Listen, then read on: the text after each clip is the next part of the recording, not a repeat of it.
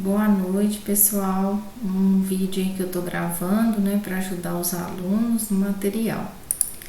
Bom, na aula de comercialização de hoje, a gente viu a tendência das exportações, como é importante acompanhar essa tendência, tá? Porque o que acontece? Quando o dólar está muito alto, né, o valor dele em relação ao real, quando você importa, a sua empresa precisa importar um insumo, é complicado, porque você vai pagar muito pelo valor do produto.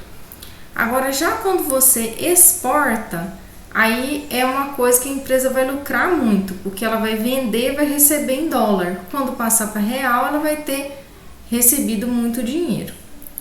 É importante acompanhar essas tendências, igual eu estou explicando, porque dependendo de como tiver, né, essa questão do dólar, a importação torna-se muito difícil, né? Dependendo da peça que você precisar, que em dólar, o valor do dólar está muito alto, então aí complica quando tem esse tipo de caso. Por isso que é importante a gente acompanhar essa tendência de exportação, como é que tá. Então, o exercício 12, a gente pediu para fazer uma análise dessa tabela, né? Basicamente, a gente observa que a produção está em crescimento. A importação cresce, depois decréscimo e depois cresce. A exportação, ela está em decréscimo, né? A capacidade instalada, você observa que ela está em crescimento. De 99 para 2000 ela ficou constante, depois cresceu novamente. Bom, o exercício 13, ele pede para fazer uma análise se houve aumento ou diminuição na produção, mas considerando essas informações que estão aqui. Então, ó, você vê primeiro 30 mil, aí depois 167 mil, depois 357 mil, depois 381 mil, depois 609 mil. Então, houve o que? Sempre um crescimento devido a esses valores, né? 30 mil, 167 mil, 375, 381 e 609. Depois, ele pede para considerar a taxa de utilização, né? Foi de 50% em 97, 67% em 98, 95 e 99. E aí ele pede para você fazer uma análise respondendo: houve aumento ou diminuição? E justificar, né, nesses anos de 97 e 99. Houve o que, pessoal? Houve um aumento na taxa de utilização, que ela era de 50%, então foi para 67%, depois 95%.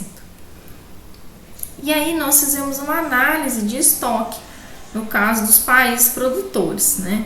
E aí fizemos essa análise, ó, desse gráfico. O que a gente observa, né? Que aqui, por exemplo, em 97, ó, a produção era bem pequenininha, e o consumo já bem maior, passando de 100 milhares, né, de metros cúbicos. Em 98 subiu a produção, mas o consumo subiu mais, né? Em 99 a produção conseguiu o quê? Subir mais e superou o consumo. Em 2000 o consumo subiu tanto que superou a produção, mas por um pouquinho, né, que ele supera.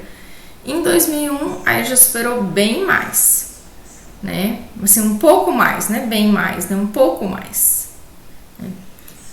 Bom, aqui é um exercício que ele trata, né? Ele pede para considerar esses dados do enunciado. E aí ele fala, ó, a produção foi de 40 milhares em 97 e o consumo foi de 110.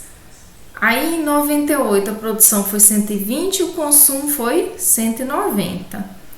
E aí ele pede para fazer uma análise respondendo se houve aumento ou diminuição na produção e consumo e justificando. Então, basicamente, houve o que? A produção era 40, né? Aí, no ano seguinte, foi para 120. Então, houve o que? Um aumento nessa produção. O consumo era 110.